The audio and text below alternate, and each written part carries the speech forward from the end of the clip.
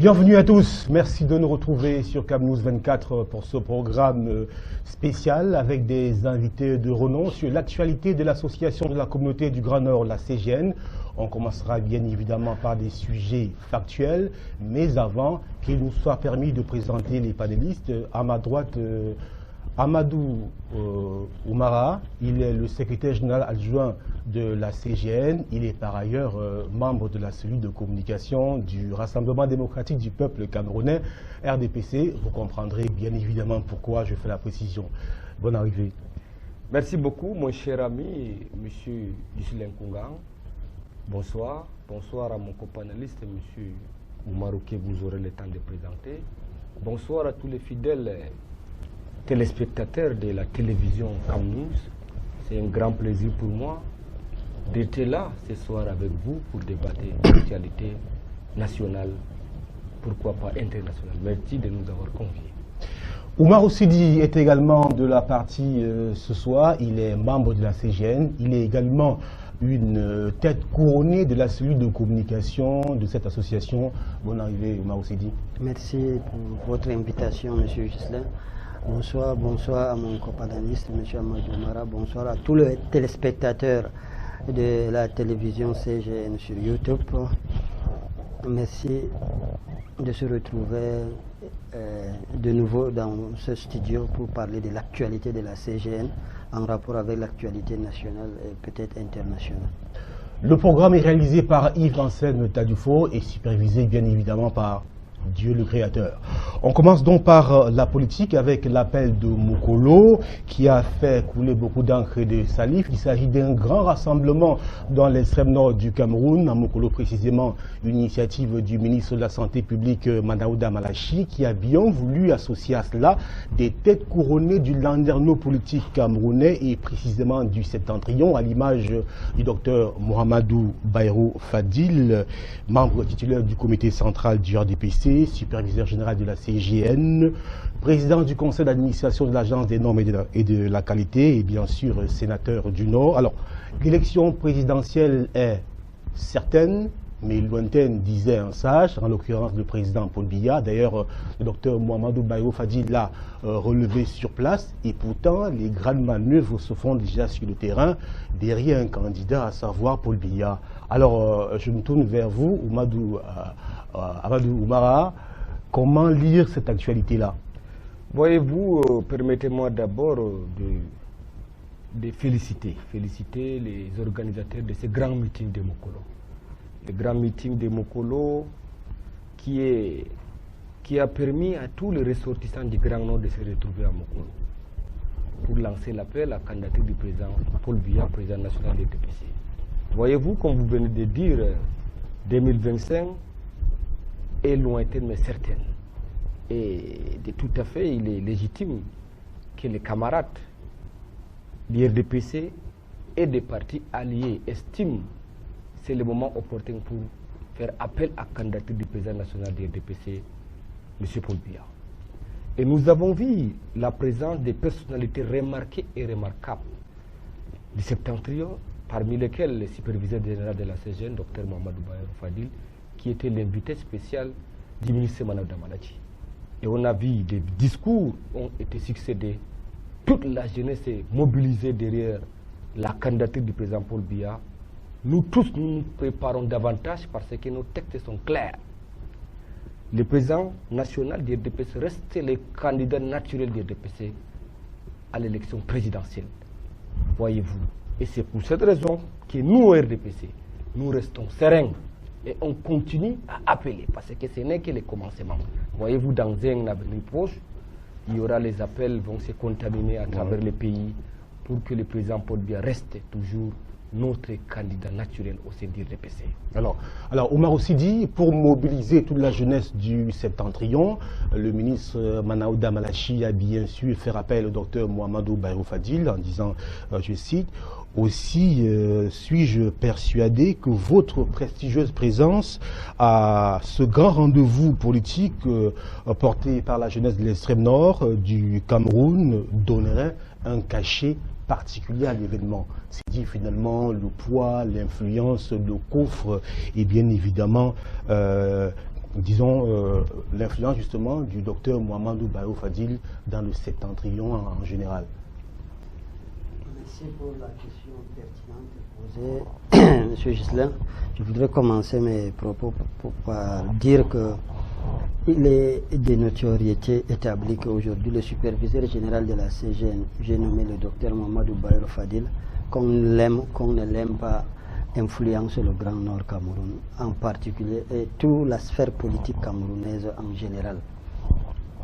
L'invitation du docteur Manaouda Malachi dans le département de Mokolo, plus précisément, il va dans le sens des élections présidentielles qui s'annoncent à l'horizon 2025. Il faut d'emblée dire que ce n'est pas le docteur Manaouda Malachi qui est initiateur de ce projet, c'est la population de Mokolo en particulier et celle de l'extrême nord et du Grand Nord. On parle de 6000 jeunes qui se sont concertés. Autour de ces 6000, ils ont pensé au ministre que représente Mokolo, à savoir le ministre Manaouda Malachi, à qui ils ont soumis leur doléance, c'est-à-dire de parrainer l'événement. L'événement consiste en quoi? Dire que les jeunes de l'extrême nord et ceux de Mokolo, notamment, sollicitent la candidature du président de la République, son Excellence Paul Biya, pour les élections de 2025. Et Manaouda Malachi, lui, il a fait comme dans sa correspondance adressée au superviseur général, il a demandé l'expérience, c'est-à-dire la présence d'un aîné, un grand frère comme il l'a appelé. Non seulement il a dit un grand frère, il a parlé de membres politiques du RDPC, aujourd'hui superviseur général dans le Grand Nord. La présence du docteur Mouhamadou Bayo Fadil se justifie à plusieurs niveaux. Il est un rassembleur, c'est un fédérateur. Il assiste socialement la population du Grand Nord et il est un homme politique parce qu'il est membre du comité central du RDPC. Aujourd'hui, il est écouté dans le Grand Nord, son discours est le bienvenu. Il se présente comme le père pourfendeur des intérêts du Grand Nord. Il sait exactement de quoi il s'agit. On a remarqué que le docteur Mouhamadou Bayo Fadil a été accueilli en triomphe du côté de Marois. On sait très bien que l'homme se déploie sur le septentrion à travers l'amélioration substantielle des conditions de vie des populations. C'était l'occasion de revoir ici les réalisations du docteur Mouhamadou Bayo Fadil. On peut en énumérer quelques-unes, notamment les forages octroyés aux populations de Douanaré, c'était en mai dernier, et aussi à Dargala.